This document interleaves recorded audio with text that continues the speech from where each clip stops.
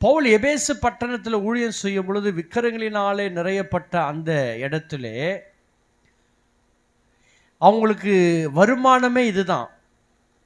மந்திரம் பண்ணுறது, மாயவித்தை பண்ணுறது, மந்திரவாதிகள், கோவில்களை கட்டி பூச்சாரி செய்கிறவர்கள், இதனால் அவங்களுக்கு மிகுந்த பிழைப்பு லாபம் வந்தது.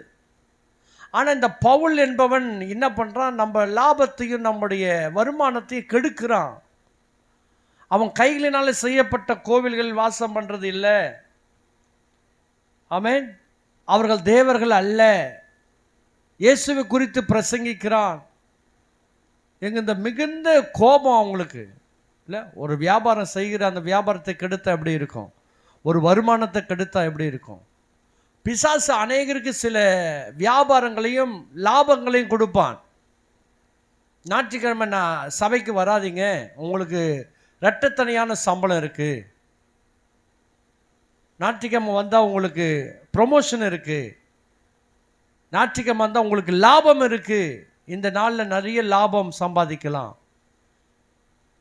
அப்படின்னு பல கிறிஸ்தவர்கள் இந்த லாபத்தை நம்பி போயிடுறாங்க.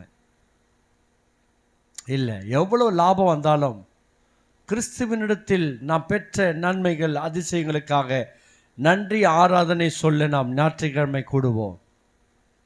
மிகுந்த ஆதாயம் இந்த கோவில்களை கட்டி ஆதாயம் செய்த மனிதர்களுக்கு மிகுந்த நஷ்டம் உண்டாகிறது. ஆகினாலே அவர்கள் மிக கோபம் அடைந்து பவுலை பிடிக்க அவர்கள் வகை தேடினார்கள்.